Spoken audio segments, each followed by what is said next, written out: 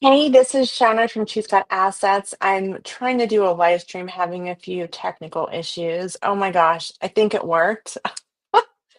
That's amazing. All right, I'm gonna do like a little live stream. I did a really fun presentation yesterday to Rio, the local women's real estate investor network of Oregon. So yeah, I just thought, hey, why don't I get on and share what I did to that group? And I have a special kind of offer as well. So I'm just gonna let everyone know I'm here.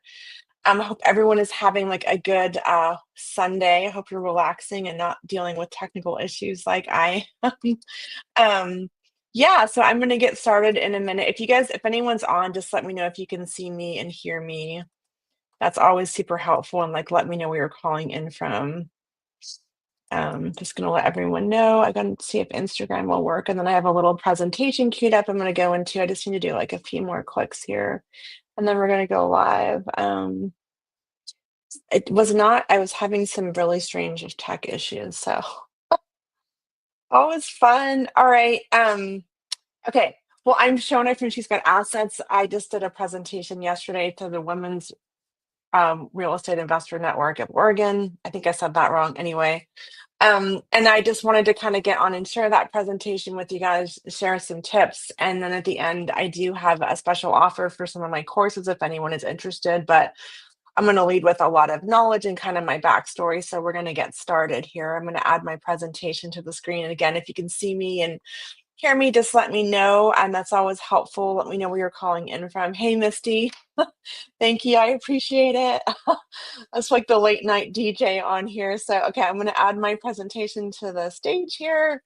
We're going to get started. And I'm just going to make sure I have the windows up to do all the back end stuff. Hold on. Okay. All right. I think this is going to work. Let's see. Yeah, okay. So, okay, again, if you're just tuning in, my name is Shona from She's Got Assets.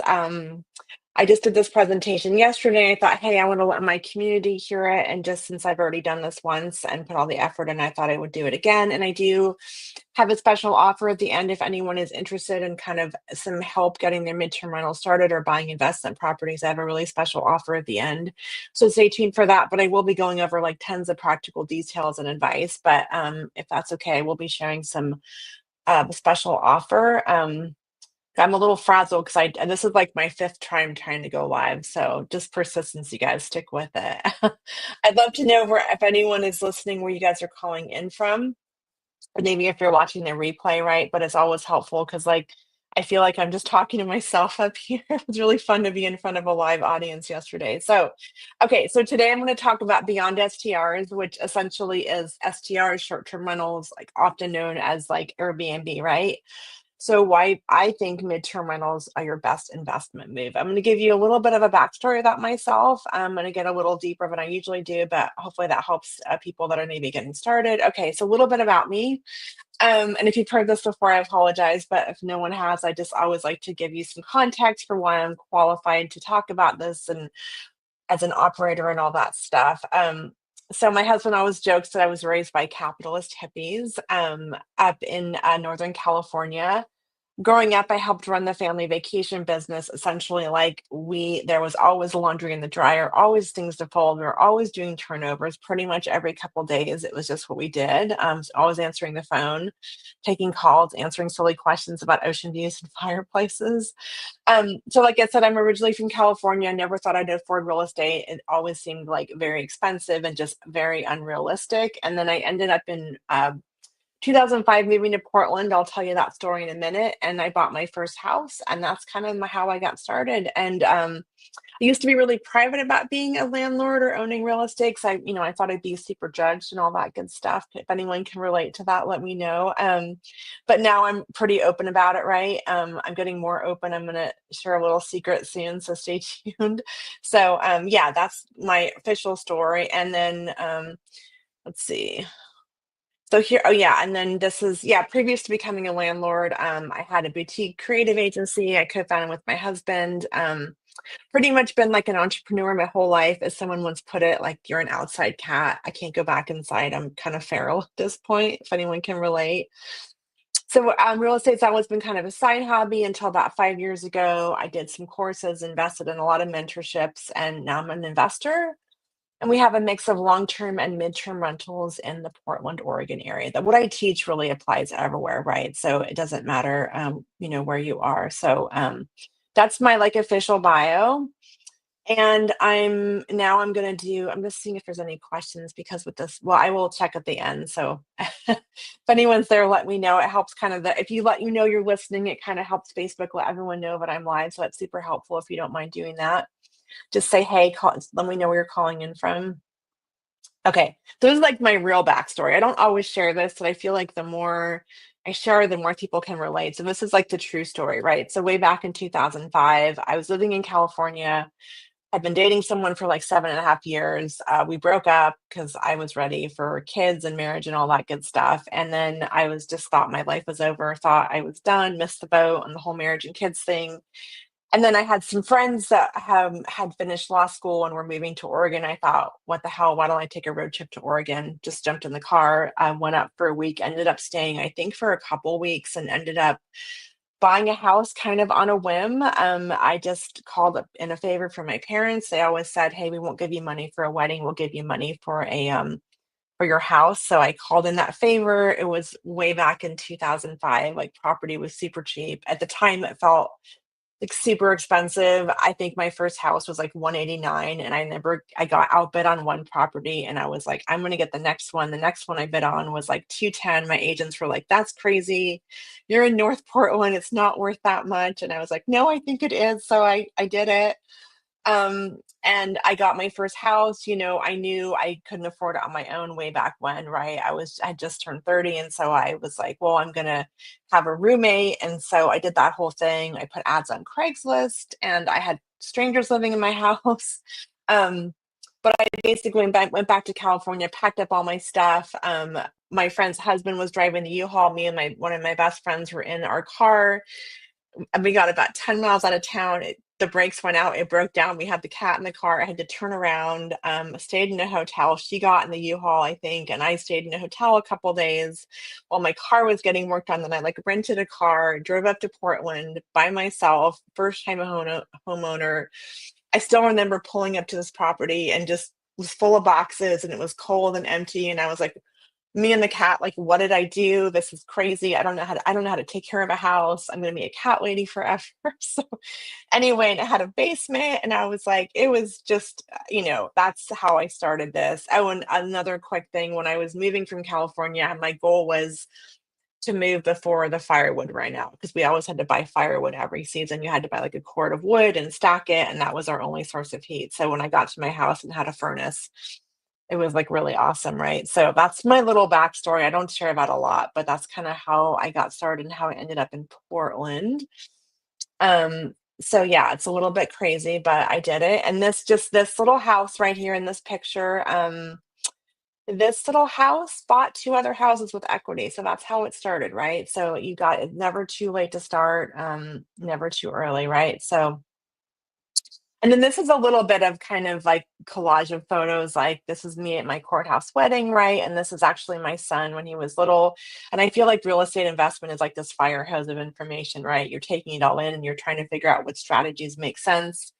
Is it wholesaling? Is it fix and flip? Is it sub two? There's like so many things. And I've definitely been on that journey of like taking all the information in and through lots of mentorships and coaching, I like found what made sense to me. And you can see now I've got my podcast, I have a community now, but it was a lot of like digging around in mentorships and courses. And now I get to share what I learned with people. And I love that. Right. So that's kind of like, it's always a little bit of a messy path, but I figured it out now. And I'm very in on certain strategies that I'm going to share today, which specifically, I love creative financing, owner carry, and then midterm rentals. So I'm going to talk more about midterm rentals. And at the end, if it's okay, I'm going to share a little bit about my course and the special offer I have for you. So we're going to dive into that. Thanks for letting me share my little quirky story of how I got started. I get a little emotional sometimes, right? Because I still remember vividly like being a homeowner and leaving Home Depot in utter tears because I couldn't find a certain screw and learning how to,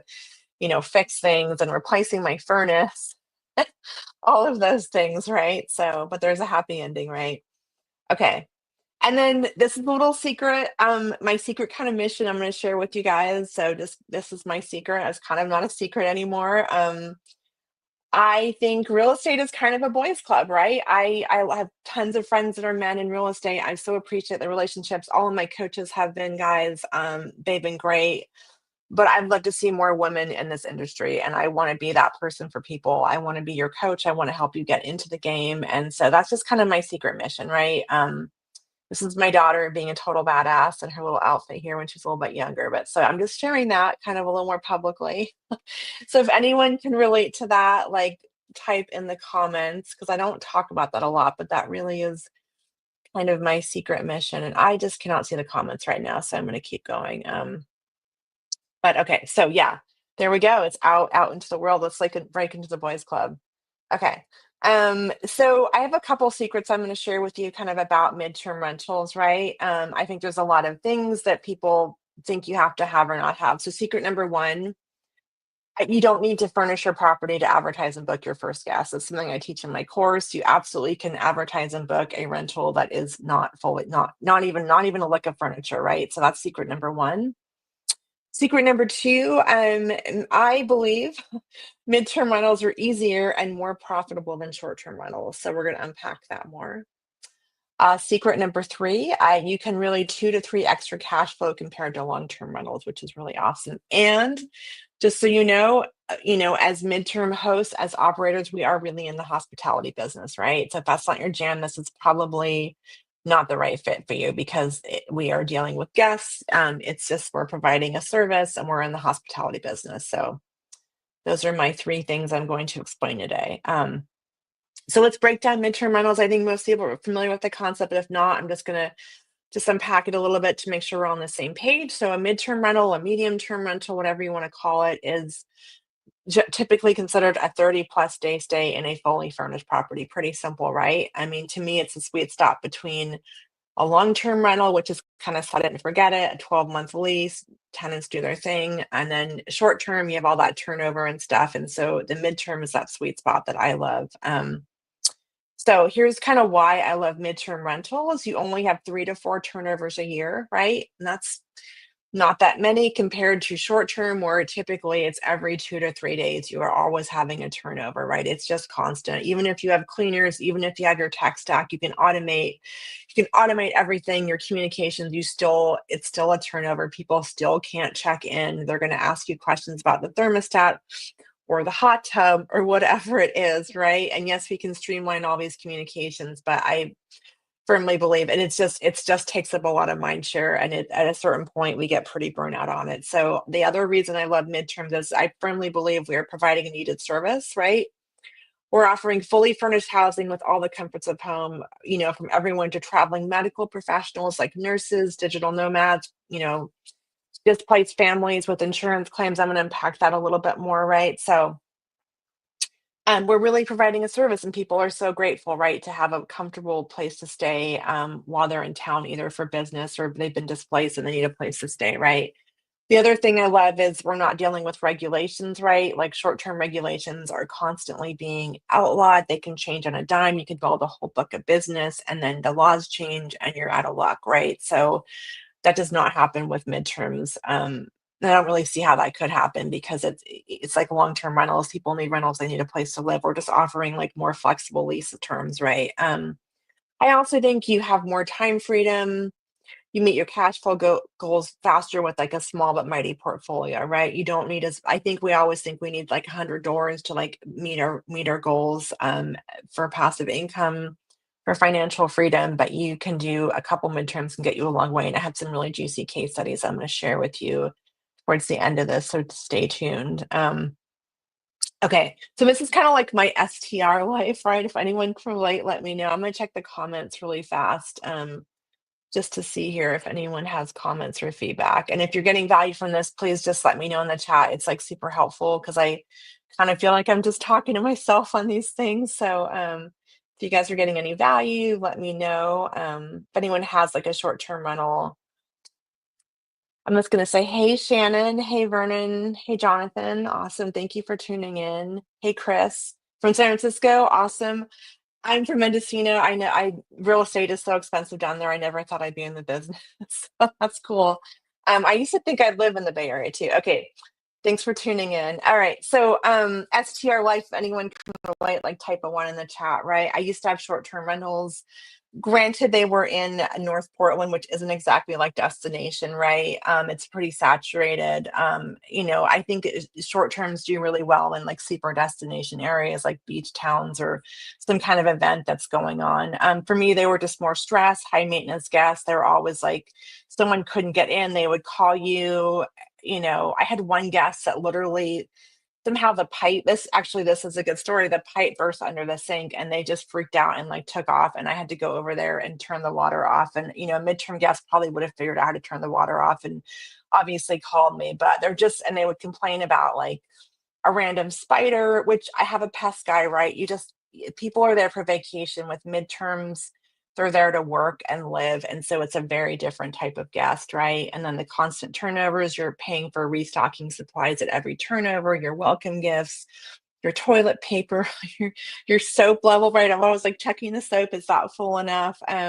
You are constantly worried about reviews. Not to say that I don't feel like we need to be amazing hosts. We want good reviews, but someone could just have had a bad day, didn't they didn't their experience wasn't what they're expecting for whatever reason, right? They were just grumpy about something. They leave you a bad review, that can just tank your whole Airbnb presence. And so we kind of live or die by reviews, and not that they're not important, and we always want reviews as midterms, but we're not at the mercy of reviews like we are with short-term rentals. So I really love that. Again, high maintenance guests are there for vacation. Um, Okay, so MTR life, right? The like think of like sparkles going off here, right? This is my personal experience. More cash with way less stress. Only a couple turnovers a year. Yes, please. I love that. STR regulations don't apply. I mean, the caveat here is there's like a hybrid strategy, fill in your gaps. I talk about that in the course, how to do that correctly with your calendaring system. But for the most part, right, we can build our own book of business and network and all that stuff and not be reliant on the OTAs and all that. So I also think in real estate, we always are looking for the best kind of exit strategy, right? What's the best fit for the property? Is it long term? Is it midterm? Is it fix and flip or buy and hold? And in an expensive market like I'm in Portland, Oregon, you can actually make the numbers work with a midterm where it's hard to make them pencil in a long term, right? So I'm gonna drink and I'll keep going. The other thing that I love is, for the most part, there's not showings, right? If I'm Depends on the avatar you're attracting, right? If it's a nurse, right, they're typically traveling cross country, or digital nomad, they will book sight unseen. For insurance placement, it is different. They typically want to see it, and I'll unpack that a little bit. But for the most part, I'm not doing in-person showings, which is great, right? People will book sight unseen. So I get that's a lot like what makes a good MTR. I'm gonna unpack that a little bit. Does property size matter? Depends on who you're marketing to. And I have everything from like a studio to like a three-bedroom and up to like, or a four-bedroom, I should say. Is it close to attractions? Is it in a good neighborhood? Is it a romantic neighborhood? But most properties will work. There's a lot of nuance to it, right? But so I'm gonna kind of go over property sizes, or actually, research, right? Do your research, check for demand. You can check for long-term stays on Airbnb. Furnish Finder has a really great, they share a lot of data and stats. Just go to Furnish Finder /stats. You can use like something like Price Labs to do a market report, or AirDNA, right? Like there's tons of tools out there. We cover this in depth in the course, and I have a calculator to kind of check all that. But you just, do your research. But I would say most urban areas definitely work. And a caveat, you do not need to be across from a hospital if you're looking to attract nurses. They're looking for, nice neighborhoods, safe neighborhoods. I don't think you need to be across from a hospital. I get that a lot. Um, so midterm property types, right? Like I said, I feel like most properties works. It really depends on who you're trying to attract. Like everything, a studio or one bedroom is typically, I'd say, great for nurses, right? Traveling medical professionals, business travelers, digital nomads, right? People kind of in transition, um, that kind of thing, right? That's the smaller, the numbers aren't as great, but it definitely, you can easily want 2x your cash flow over long term, right?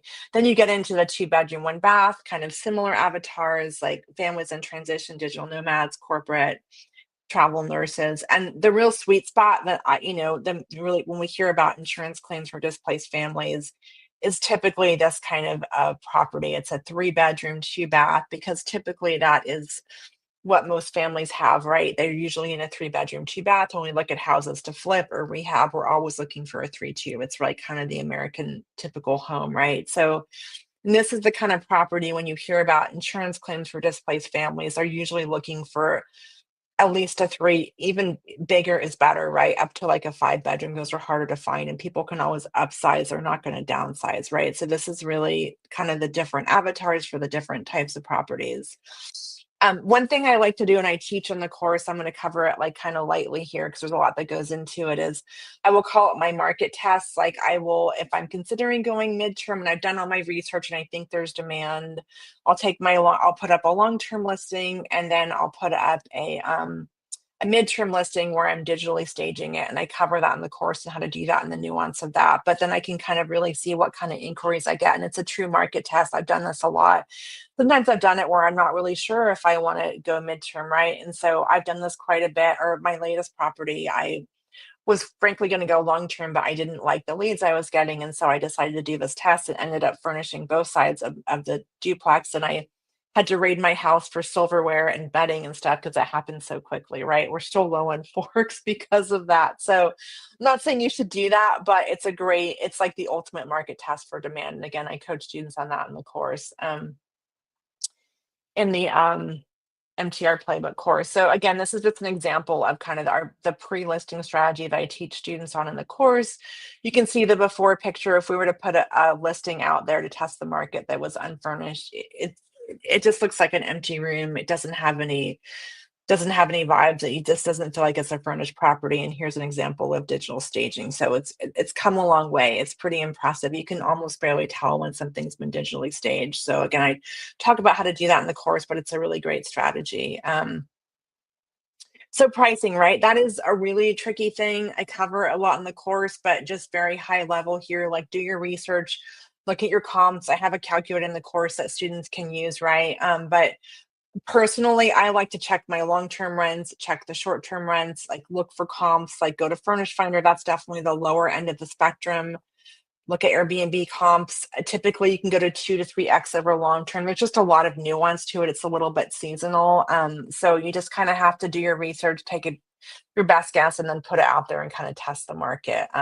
There's no like one calculator to do it. And again, I have the calculator in the course, but there's lots of ways to go about it, but there's no like type in a calculator online that I know of so far, right? So let's talk about amenities, right, for midterms. And again, I think we have to know that we're filtering this through. People are not there for vacation. They don't need hot tubs or Instagram walls or cold plunges or saunas, right? All of those things. Like people are looking for an experience in short-term rentals as they should. They're there on vacation, right? They want to relax. They want to have a glass of wine in the back patio. Now, I'll say with the caveat, if you are doing the hybrid model that I talk about in the course, like maybe filling your gaps for short term, you might want to add some of those popular amenities in. But if you're really all in on midterm, like you just need to have a solid home that's comfortable, well appointed, that appeals to the avatar that you're going after, right? So typically what I see is in-demand amenities, single level home, right? That's ideal. I get a lot of claims, especially for insurance, that there's mobility issues, right? Ideally no stairs. So like a single level home, 3+ bedroom, 2 bath, that typical style of home. Ranch style house, that is the sweet spot for midterm rentals for a lot of different avatars. Be pet friendly. I can't stress this enough. I know people have very mixed feelings about pets, right? I can tell you stories of pets that I've dealt with dog pee and not cleaning up in the yard, but they're really part of your family. And most people travel with pets. It's hard to find properties that are pet friendly. There's ways to protect yourself. I cover that in the course, but you can charge pet fees. You can have, protect your furniture. And also, especially with families that have been displaced, due to a damage in their home, they're going to have pets, right? They're going to have unusual animals. I've had requests for chickens or ducks or crazy things because these are not typical renters, right? They're homeowners, so they don't need to get permission to have a pet, right? And they're part of your family. So please be pet friendly. Talk to me if you have concerns, but it's super important. With that being said, like a fenced yard is a very in-demand amenity. Parking spots are great. A lot of requests for like garages and parking. These these aren't deal breakers, but they're just things that I get asked about a lot. Again, that single family, 3 bedroom, 2 bath or bigger, like a 5 bedroom is great, right? Because they're hard to find. You can accommodate a lot of people. People can, move up to a big, larger house. They're not going to downsize. Again, like a bedroom on the main level is really important if you can. A solid, Class B neighborhood, a nice neighborhood. It shouldn't be too sketchy, or, would you want to live there, right? In addition to these, it's the basics: a fully stocked kitchen, a washer dryer, right? All of the typical things. We're going to talk furnishing really quickly. I'm just going to check the comments really fast here. See if anyone has comments. Hey, Patricia. Hey, Shannon. Hey, Sharon. Awesome. Thank you guys for tuning in. I'll get to questions. I appreciate it. So let's talk design really fast, right? Like to me, I love design. I think you either love it, you're like, that's not my cup of tea. Whatever it is, just know it and own it. And I think you kind of know if you're a good designer. If you have good taste, then go for it. Essentially, you're going to choose a style: modern, eclectic, mid-century, whatever that is. Like, these are some of the trendier kind of styles. Keep it simple but functional, right? I like to keep things fairly neutral. I don't need to do a bunch of accent walls. Again, people are not here for vacation. They don't need to stare at an Instagram wall all the time, or have really kitschy like decor, like a flamingo theme. That's really fun for like a bachelorette party. That Would you want to live with that like for 6 months? Probably not. So I like to add a lot of color with like throw pillows and artwork and some coziness, right? But I will say that I really think style sells. People want to be in nicely designed properties, right? But you don't need to break the bank to do that, for sure. But just be thoughtful about it. So furnishing, right? And in the MTR playbook, I have a full furnishing list with lots of like Amazon links to where to buy stuff, like my favorite mattress in a box. So that's a really great cheat sheet that I give students. But in general, just make a list, go room by room, right? Bedroom, kitchen, living room. What do you need? Measure so you don't have to return stuff. My personal style is I shop locally for a little bit of flavor. I'll go to like a consignment shop. I have my favorites in Portland, Oregon, right? I kind of get like a vibe that I'm going for, and then that's kind of the starting point, and then I order the rest of the stuff online if I have time. If I'm furnishing something really quickly, like I've done a 3 bedroom house in 3 days, yeah, but I'm probably going mostly local, but it's just way more efficient to order what you can online. Just get ready for lots of boxes and bring on a team to kind of assemble furniture. So another tip is get a really good mattress. People want to be comfortable. They'll leave good reviews. So, and I have that in the course of get a good mattress. Like, that's super important. Don't skimp out on that. Couple local things that I really like just to add some flavor. There's like this map that I like, a throw, stylish fixtures. I guess my point here is you don't need to have a super high end house, but be thoughtful about nice fixtures and throws and things that add that kind of cozy vibe, right? Make sure you have your smart tech. Again, I have a full list in the course. Like, I love smart locks, self check-in, right? A Ring video doorbell for packages, a smart TV. I don't have TVs in every bedroom. I think that's definitely probably expected in short term. With midterm, I just have one TV. Big fan of Roku. Guests can check in and out and subscribe to all their streaming services. I used to offer that. Now there's so many of them out there. People can check in, they get their own accounts, all their favorite shows are in their algorithm, right? So those are a couple tips on furnishing. Again, just balance online and local.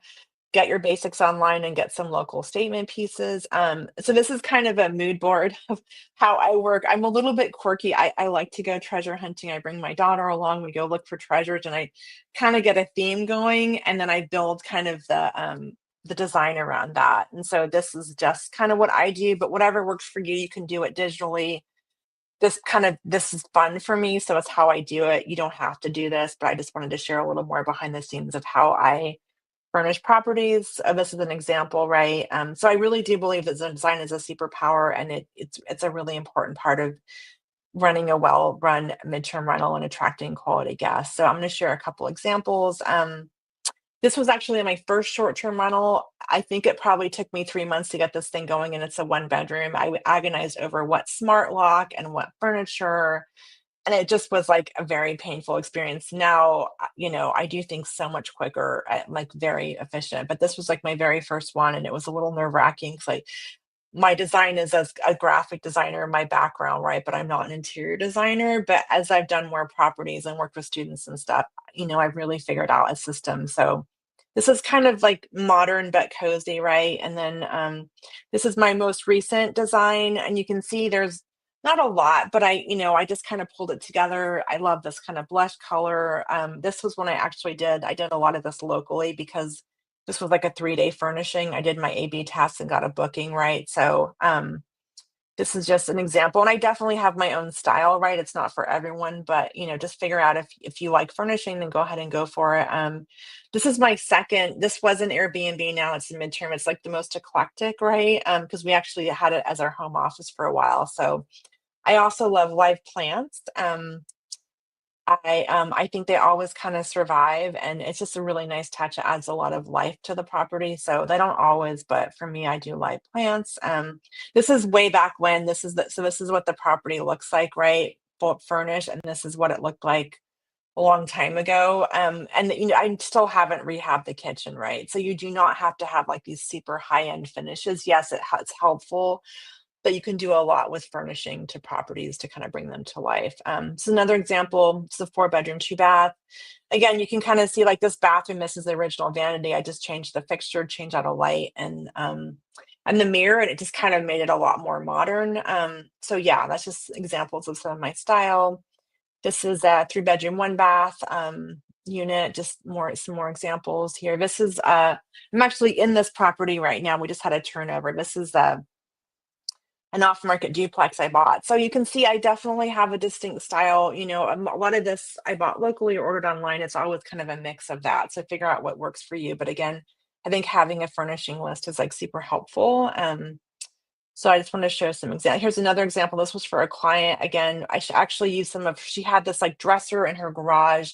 So we hauled it out of there. We put the legs, like the hairpin legs on it. A lot of this is from Amazon, right? The rug and the throws and all that stuff. I think these chairs she had in her house, right? So I kind of blended it together. And sometimes if you have furniture, you can use it, but just make sure it has a cohesive feel, right? We don't want to have grandma's furniture on the property. So we want to make sure that it has a really welcoming, kind of nice vibe. I think that's important.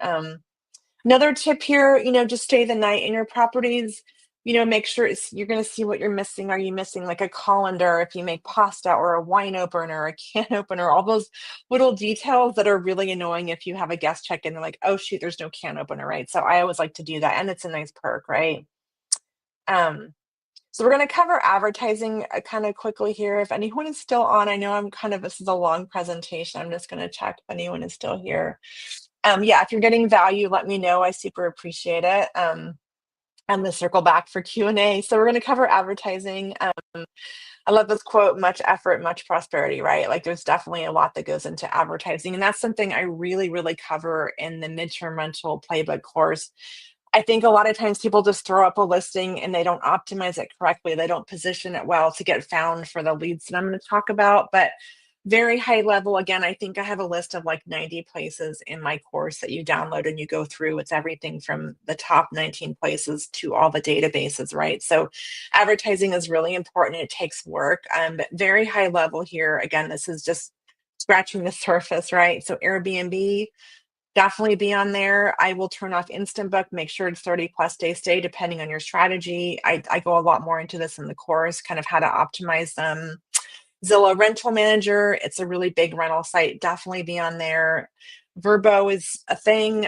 It's surprising. I don't love their interface. Again, Furnish Finder, people have mixed feelings. I get a lot of leads from there. I think it's worth it. This is very, very high level. This is like the bare minimum where you need to be. I have a lot of other places in the course, but be on these places for sure. And then midterm rental for insurance leads for displaced families. Again, this is also like just scratching the surface. I have like a really comprehensive list in the course. Be on these places. You can Google it. You can use ChatGPT, but take the effort, list yourself in these databases, these temporary housing databases. You probably heard of these, ALE. I do a lot of work with Sedgwick, THD, CRS, and just make sure you're in their databases. And they will also reach out on the other platforms. But you essentially want to have an omnipresent marketing strategy. You want these leads can come in very quickly, very last minute. I can get a lead and I know how to move it along quickly and you can have someone in like 2 days, right? For a displaced family or someone, in town for something else. But they can happen very quickly. So you need to be positioned in the right place. And if you're not out in the right places, you won't get found and you won't get those bookings, right? So, and I think that's my background in marketing and branding. So I'm really passionate about this stuff. So that's some high level tips. Listing tips, right?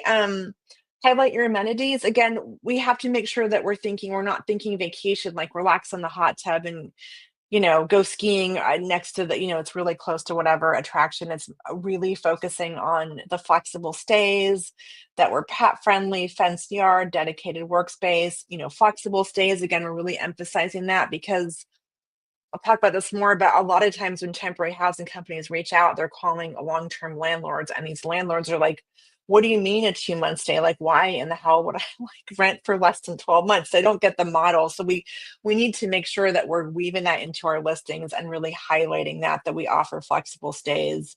And flexible does not mean like month to month. That means we have a lease, a specific lease that might be 2 to 3 months, and then there's extensions after that. So we're not just but it's basically less than a 12-month lease, right? So highlight locations if you're close to stuff, professional photos. I'll go into that more. Your calendar management's really important. I have a lot of tips on that in the course, but if your calendar is not open or up to date, the sites will not serve you up because they want to make sure you will not get found. And if you get your calendar spotted with short-term listings because you're trying to fill the gaps and get a midterm listing, you're not even going to show up. So I cover that in the course, but that's really important to make sure your calendar is open. Um, okay, so this is an example of kind of an optimized listing, right? Optimization is kind of an SEO term if anyone's familiar with that, search engine optimization. But essentially, we're optimizing for our ideal guests, and we're really emphasizing flexible stays, family friendly, pet friendly, who we work with, right? So we're saying at your company name, we work with those encountering home repairs and a relocation. We work directly with insurance companies. And I have all these templates in the course, right? Or take a screenshot. But we really want to let people know we understand the midterm model. We understand that these are flexible stays. They're not looking for a 12-month lease. And so it's really important to make sure that you're putting your company name in here, right? So that people can find you online and potentially book offline. I cover that a lot in the course, but just high level here, this is really important stuff. So don't just throw up your listing, be really thoughtful about it, right? And I just want to talk about photos for a minute. It's really important to have good photos. I feel like a broken record. I hear other people talking about this but I still see it a lot. So I just want to go over that quickly, right? So this is an actual example. Whenever I show this, I always really hope that no one is on here that this is their listing, right? So let me know in the comments, would you want to stay here? I certainly wouldn't, but maybe this appeals to somebody. So yeah, I mean, like, it looks like a decent property. They tried, but like let's flush the toilet, let's close the seat. That's a pet peeve of mine with cleaners. I sometimes don't do that, but right, tidy up, get rid of the clutter. Don't have the TV on like some creepy scene, right? Make sure the camera's facing the right way. These are just like very amateur, right? And I'm sure whoever did this was just trying to get something up quickly, but this is not going to get them booked, right? You're not going to get quality leads from this. So I personally wouldn't want to stay here. Right, or would you wanna stay here? It's nice and bright and airy, right? It just feels welcoming. It's not cluttery, like, there's probably more stuff on the counters, but I strategically put stuff away. These were actually taken by an Airbnb photographer. At one point, they had the, like, plus listing, that's kinda gone away, but it was, like, a higher end property, and I got selected for that, so they had, like, a really good photographer come in, but the point I'm trying to make here is just, like, the difference between this, right, and this, like, this will not stop your thumb, right? It's not gonna stop your thumb. No one's gonna wanna stay here most likely, and this is like, "Oh, that looks inviting, let me keep going," right? And a little tidbit here, according to Airbnb, the top 3 reasons guests choose to book are photographs, so it really pays spades, right? The other tips, I talk about this in the course a lot too, is do take a video tour. You can do it yourself. I think it's worth hiring a photographer, throw it up on YouTube, and I kind of talk about how to optimize it in my course, but do that. And I also recommend having a virtual tour done so if someone can wants to book sight unseen, they have quality photos, they have video tour, they have a virtual tour, right? I recommend all those things. Yes, it's a bit of an upfront expense, but you typically won't have to do that more than once. So I highly recommend that. Okay, so now we're going to get into insurance claims. If anyone is still here, this is kind of long, but thanks for hanging in there. Hey, Vanessa. Hey, Tara. Hey, Vernon. Um, awesome. Yeah, all your bookings come from Furnish Finder. Yeah, totally. There's just a lot of chatter online about it. I think it's important to be on there. But so we're going to talk about the midterm rental insurance strategy quickly, and then at the end, I promise I'm going to, if it's okay with you guys, I'm going to tell you a little bit about my course and the special offer I have that we really do a deep dive in all this stuff. So this is very high level, kind of the steps we're getting a midterm insurance contract, right? A family has an event, it's typically water damage of some type, like a pipe burst. Like I had a family and they'd been living in a kitchen and their dishwasher was not installed correctly, and there was like a water leak that had been going on for a while, right? And so they had a baby and they were washing their bottle in the utility sink, and they were just like so happy to get into a home, right? So something happens at a family's home. They file a claim with their insurance company like State Farm, Progressive, Geico, any one of these places, right? And they file a claim. But here's the thing, insurance companies are not housing providers, right? The insurance is their jam. That's what they do. So typically, and every claim is very different. Insurance is, there's a lot of pieces to the puzzle. Oh my gosh, I think my computer might die soon. I'm gonna be right back and get my plug because it might die. So I'll wait right back.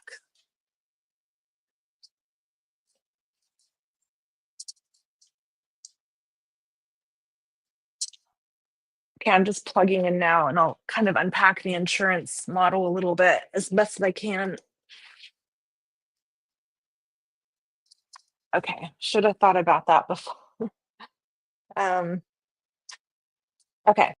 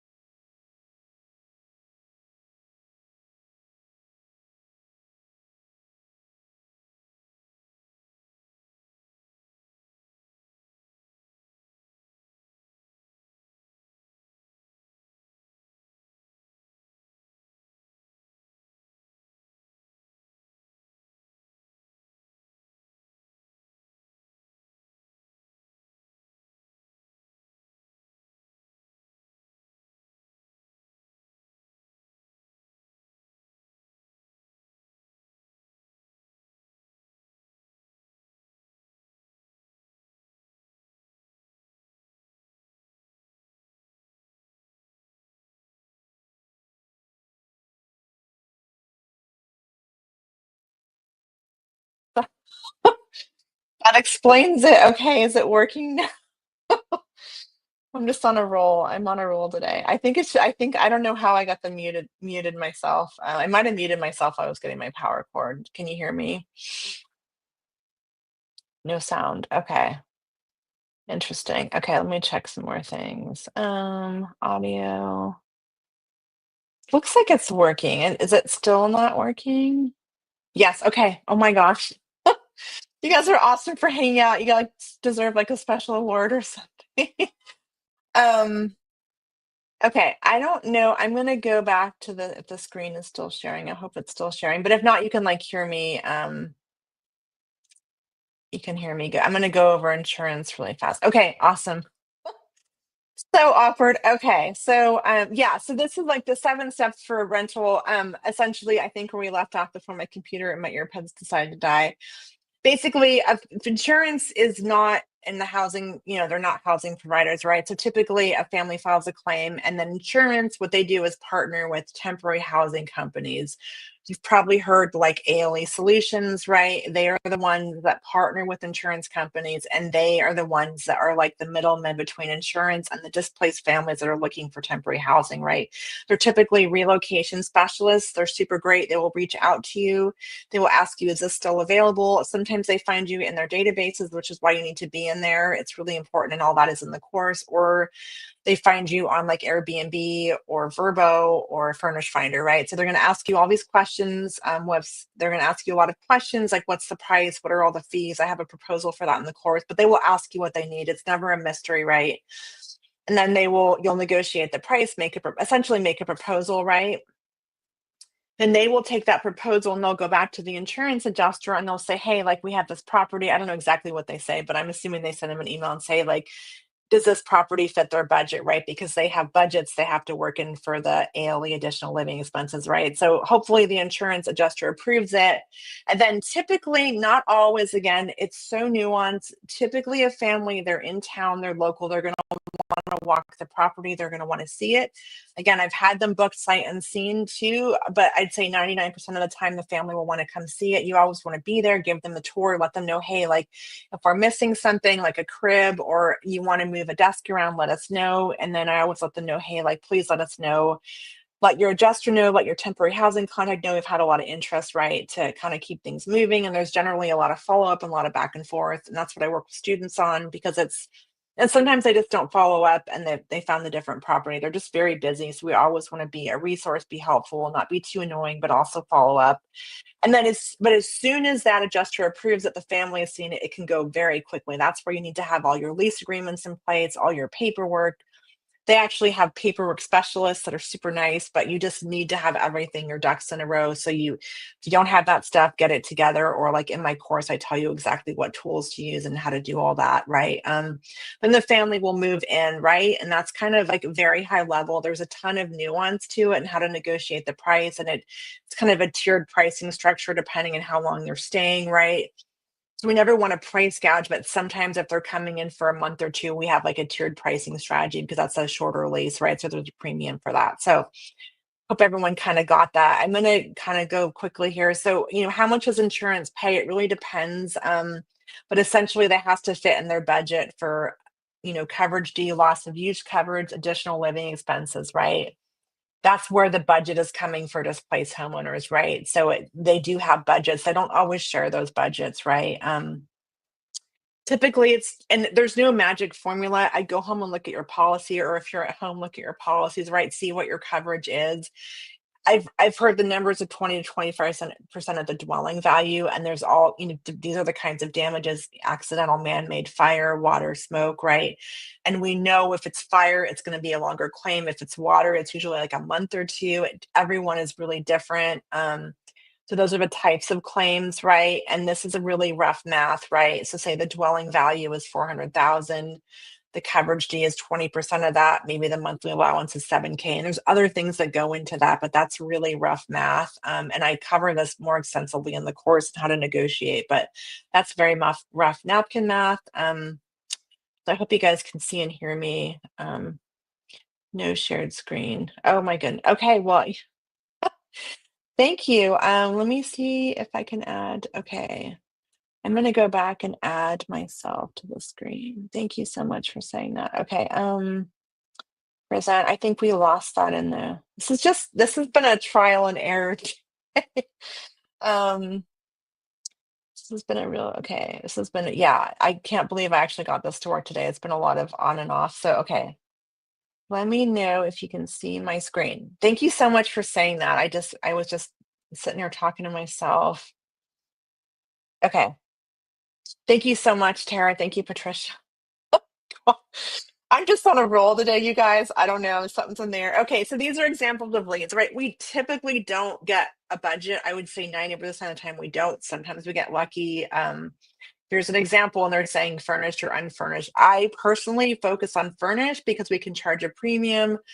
I don't really want people banging furniture in and out of my properties, right? And if you're also, the other thing is if you're doing the hybrid strategy, I talk about in the course of like filling in gaps with short term, you're going to need a furnished property, right? So you're really maximizing it. So these are just examples of claims. Whoops, I went too far. So, and they come in all different ways. I have like a hot mouse here. Let me get back to that screen. Oh dear. Oh, I'm going the wrong way. Okay, so I better stop before something else goes haywire. um, Yeah. Okay. So they'll come in different ways, but you can see, right? Sometimes they come in through email. And so that's why it's important to be in their databases. Sometimes they come in through Airbnb and we can get them offline. There's a strategic way to do that that I cover in the course. So they come in all different ways, right? And we never usually know the budget. It can't hurt to ask, but typically, and every one is a little bit different, right? So I'm going to cover operations really quickly. Actually, I'm going to kind of skid through this, right? But just make sure that you are screening people appropriately because ultimately, yes, insurance pays for these, but they're not on the leases, right? The paperwork is between you as the homeowner or the landlord and the guests, right? So I cover this pretty in depth in the course of how to do all this, all to do the screening and the software. But yeah, and it is, it's pretty much guaranteed. So, but just be mindful about when you're booking, you need to make sure you're doing a light screening on tenants. Awesome. You can see the screen. Thank you. So just, and if anyone is a long-time landlord, it's a similar process for that, right? I do a lighter version of it, because insurance is covering it. So I'm not looking for pay stubs or calling references, right? But they typically don't have rental references, right? So I'm going to go over some case studies quickly, and then I'm going to kind of go over my offer if everyone's okay with that. So here's a case study. I always like to kind of show long-term and then the midterm rent. So you can see like this is kind of long-term rent, right? And then midterm and after all my expenses, right? Cash flow of about 5K, right? The numbers vary a little bit, but when someone says like $200 on a long-term rental, it doesn't really get me out of bed, right? But when you have a couple of these, that's serious cash flow. That means you can meet your goals faster. You can, be financially free, whatever your goals are. You need to have a couple really good midterm rentals and the money is there. We're helping families, right? We're building a business around this. So, and these are real numbers, right? There is some variance, but these are real numbers, right?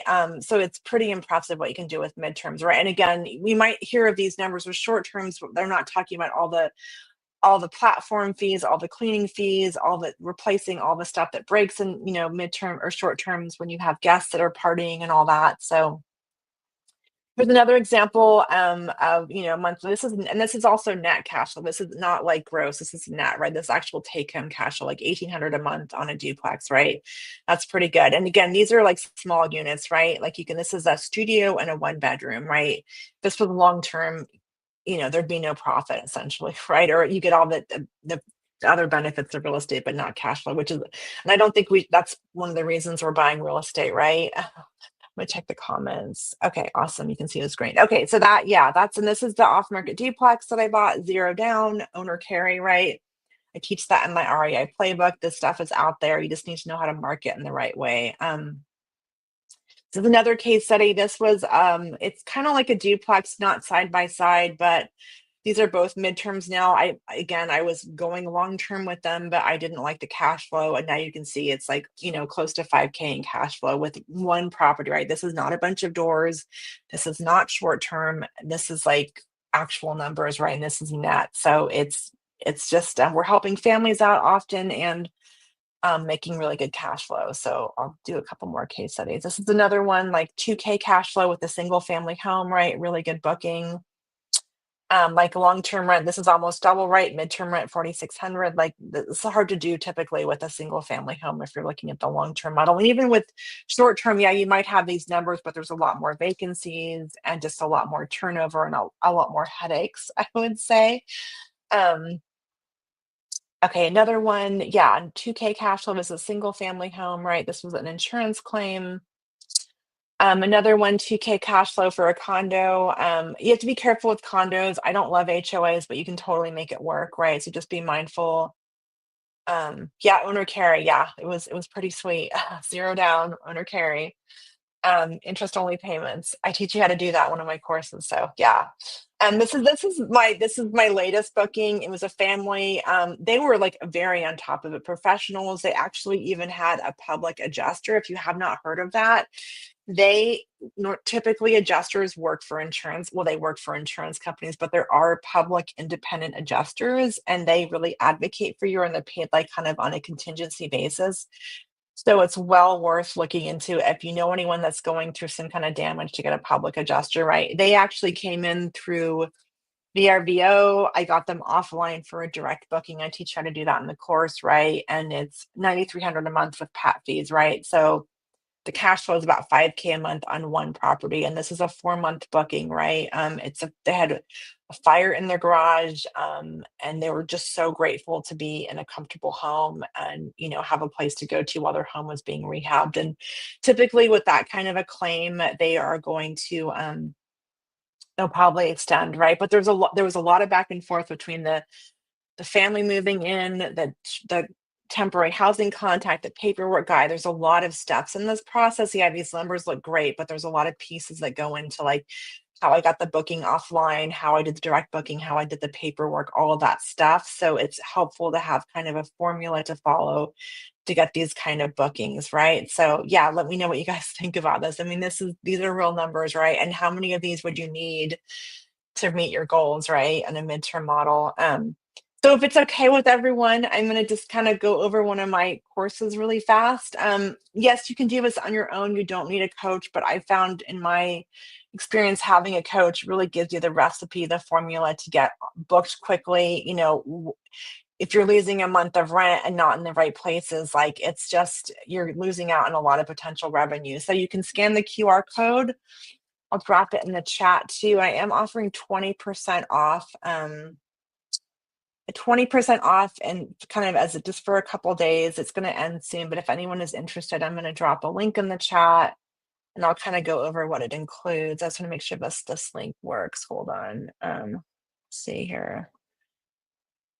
But yeah, and I will go and I will hang on a little bit for anyone that still sat through that awkward power outage on my computer and the audio going out. If you're still here, you guys are awesome. Let me see. So I have a couple options. One is it's like kind of more one-on-one coaching, and it's the NTR playbook. Okay, that's this one. So I'm going to drop it in the chat. Or you can scan the QR code. Oh, thank you, Patricia. I really appreciate it. Thank you. So yeah, feel free to take advantage of this. If you want to book a call with me, let me know or go over it more. But this is really, you get me with one-on-one. Basically, the way it works is you get access to 3 months of active live coaching. We have group coaching calls weekly. You also get about 2 one-on-one calls a month with me, which is really unheard of in the real estate space to get direct access. But I will make you a roadmap, a game plan, like wherever you are in the journey. And in the course, we really cover everything from market research, how to price, to setting up your midterm, furnishing list checklists.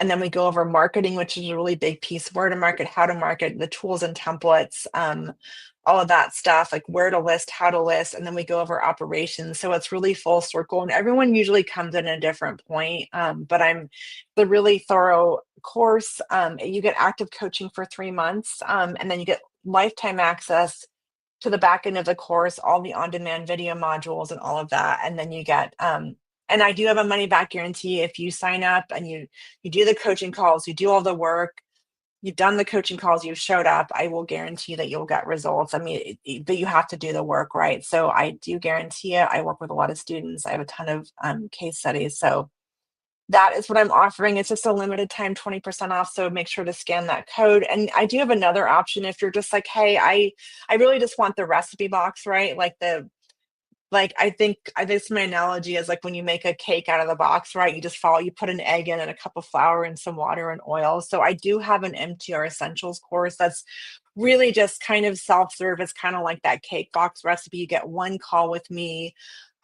We kind of do a deep dive in where you're at and you get all the recipes. And it's maybe someone that has a property that wants to get into insurance or just needs some optimizing. So I will share a link to that. And that's really a great option if you're just like, hey, I'm really far along. I just need a little bit of juice, right? Or a little bit of help. Or you want to get specifically into insurance. I really cover that. And that's also the special right now, 20% off. So reach out with any questions. Let's see, hopefully that worked. Okay, so I'm gonna go through and view questions. Thanks so much everyone for like tuning in. I really appreciate it. Yes, you need a coach to speed up the process. Yeah, truth, right? I mean, I've had so many coaches and I wish I kind of had hired a coach sooner in my real estate career. I'd be in a much different place. So I'm totally yeah, and if anyone has questions, you can like book a direct call with me. We'll make sure if it's a good fit for you. If you know it's a good fit, just jump in and take advantage of that discount because it won't be available much longer. Patricia, thank you so much. I really appreciate it. Yeah, Jennifer, definitely touch base. This special won't be available much longer, and I honestly don't know how much longer I'll be able to offer the one-on-one piece of it. It might just be group coaching calls pretty soon. I'm getting pretty busy, but this is why I do this. I love working with people. And if you follow the processes, you can get these bookings like we talked about. So I'm gonna see if I can get to all these comments here. Somehow they kind of get hidden when I can't if I can see them. I might have to but yeah, if you want to pop in a new comment if I missed it because they're not showing up. But thank you again, everyone, for like hanging in here with all my tech issues. If you have any questions about the course, like I really poured my heart into it. Again, I'm giving you the recipe. If you need the one-on-one coaching, I'm really there for you. You can text me, you can book a call with me on Calendly. It's really easy. You get all of the places to list, all the SOPs, how to talk to insurance, how to do proposals, all of those things that, take time. So yeah, that is my goal, is to get you guys booked and get you on your way. And just think about like what would one booking do for you, right? If you have vacancy right now or you're not sure where to start, it can be really overwhelming. And I think having a guide is super helpful. And my goal is you get a huge return on your investment, right? So yeah. I think I'm probably, yeah. So if anyone's watching the replay, reach out with questions. I'll drop a link in too if you do want to book a call with me, just to make sure it's a good fit. It's a big decision. I'll just drop a link here to book a call, and definitely reach out and we can talk more about where you're at in your journey and how I can help you get there and see if it's a good fit. So I'll drop that link in there really fast too. Let's see. Hold on. Okay. So I'm going to drop that link in here and I will go back after and check any questions that you guys had. Patricia, you're saying you have 7 doors now and all doing MTRs. That's so awesome. Selling all STRs. Yeah, it's not. So Patricia, what do you not like about STRs? I mean, they're just so much more. MTRs are so much more, so much better. That's awesome. I love it. I love hearing that. That is super cool. Um, Well, I feel like I better get off soon before some other technical issue happens. But I would love to know if anyone that's still hanging on, like, what were your biggest takeaways? Do you still have questions? Like, but just think, like, what would life be like if you had a couple of these midterm doors and you had someone to guide you through it? Like, what would that feel like? What would that look like? I know for me, thank you, Patricia. I so appreciate it. Yeah, I mean, I think having a coach and just someone to guide you, and yeah, this is simple, but it's not easy, right? And it's taken me years to get this down, and I've just poured my brain out into these courses. And I know looking back on my career from like that first house I bought, if I had had a coach, like I would be in such a different place. So I think that's looking back, I've invested a lot in courses and mentorships, and it's gotten me to where I am today. And that's why I do this, because I just love sharing what I've learned. So yes, I'm still here. A lot of work, STRs, yes, right? Like there's STRs, they're just, I mean, they're a lot of work, and midterms are really the perfect sweet spot. So yeah, um, would change your life. Yeah, I mean, a couple doors at like 5K, right? I mean, it's a game changer, right? Thank you so much, Patricia. I really appreciate that. Thank you. Thanks for tuning in. Like you're already a pro and you're still calling in. That means a lot on a random Saturday where I tried 5 times to get the live to work and I finally persisted. So I'll drop the links in again for anyone that's kind of on the fence. Like book a call. Like if you're not sure, like I get it. I do love booking calls with people to make sure it's a good fit.